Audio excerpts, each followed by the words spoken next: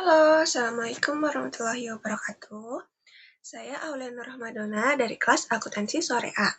Di sini, saya akan mempresentasikan materi tentang globalisasi, etika, tanggung jawab sosial, dan keberlanjutan dalam strategi perusahaan.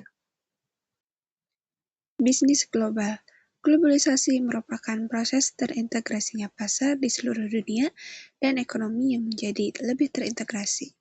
David dan David 2017 menjelaskan bahwa globalisasi merupakan proses melakukan bisnis di seluruh dunia sehingga keputusan strategis dibuat berdasarkan pada perspektif global perusahaan.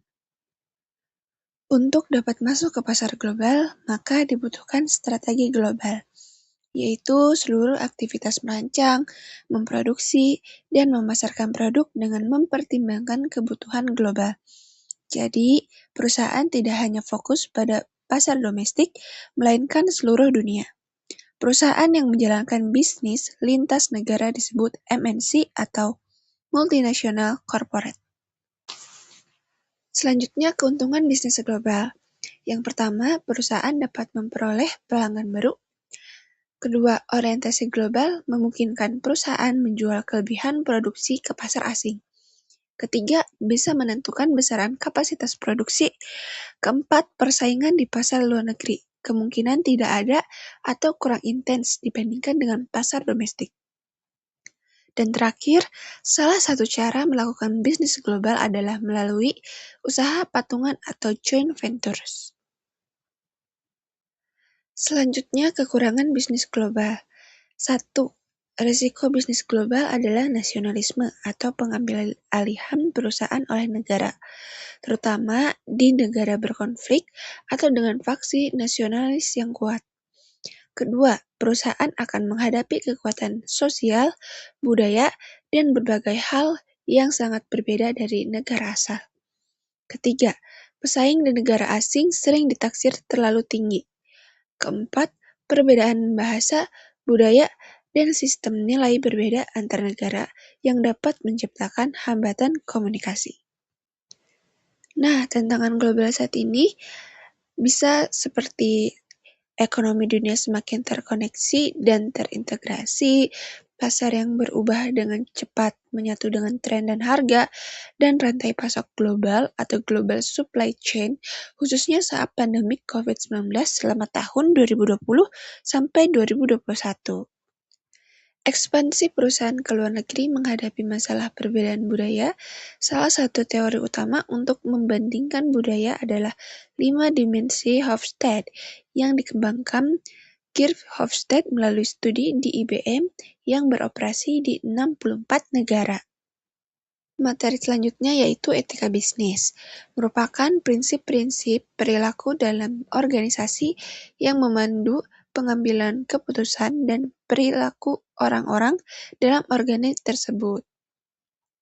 David dan David menuliskan ada 6 prinsip etika bisnis yang universal. Prinsip etika bisnis yaitu 1. Berpikiran terbuka. Kedua, menghormati komitmen. Ketiga, tidak melebih-lebihkan dalam hal informasi dan promosi. Keempat, bertanggung jawab bagi warga masyarakat, perusahaan, komunitas, maupun lingkungan. Kelima, memanfaatkan praktik akuntansi untuk menghilangkan aktivitas meragukan. Dan yang terakhir, keenam, perlakukan orang lain dengan cara yang benar. Materi selanjutnya yaitu tanggung jawab atau CSR, Social Responsibility, adalah tindakan yang diambil organisasi melampaui apa yang diwajibkan secara hukum dalam rangka melindungi dan meningkatkan kesejahteraan masyarakat. Menurut Undang-Undang Nomor 40 Tahun 2007 tentang Perseroan Terbatas Pasal 74, Corporate Social Responsibility atau CSR identik dengan kegiatan sosial sebuah perusahaan, yang mana perusahaan tidak hanya berorientasi pada keuntungan profit, namun juga harus memiliki nilai-nilai sosial. Meskipun sudah dibuat peraturan oleh pemerintah, mindset perusahaan yaitu anggaran CSR, yaitu pemborosan biaya atau sekedar kewajiban hukum.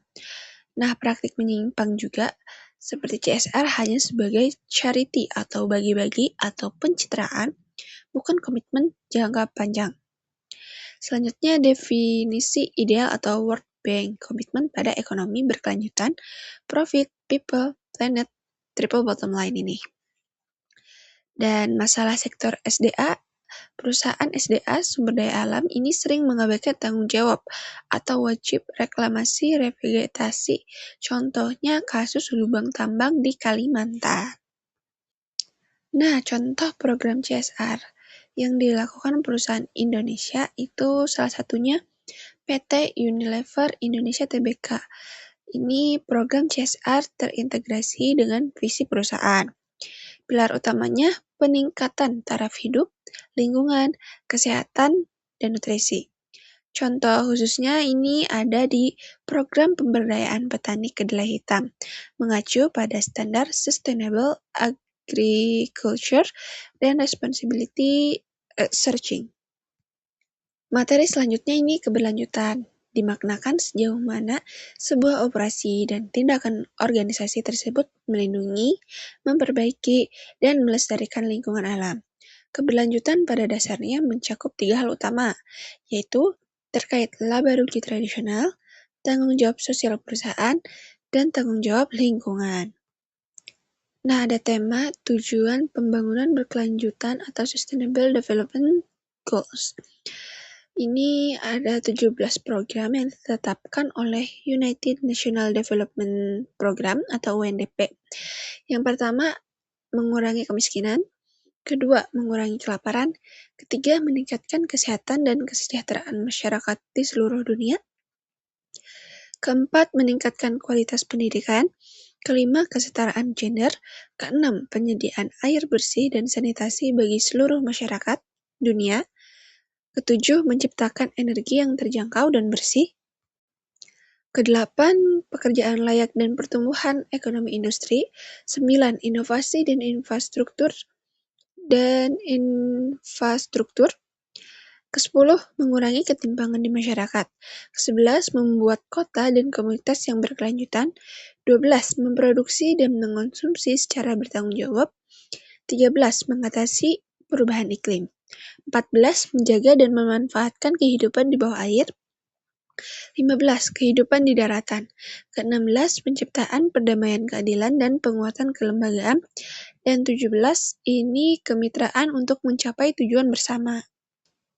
Dampak dari keberlanjutan adalah perusahaan harus memiliki tanggung jawab dalam mengelola lingkungan yang baik.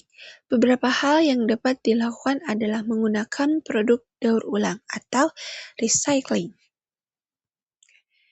Kesimpulannya, strategi perusahaan harus beradaptasi dengan perubahan lingkungan bisnis yang meliputi 1. Globalisasi yang memerlukan pemahaman lintas budaya untuk bersaing di pasar internasional dan lokal.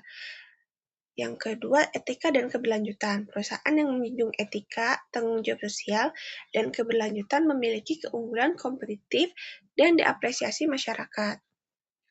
Sekian presentasi dari saya. Mohon maaf bila ada salah kata dan ucapan. Wabillahi taufiq wal hidayah. Wassalamualaikum warahmatullahi wabarakatuh.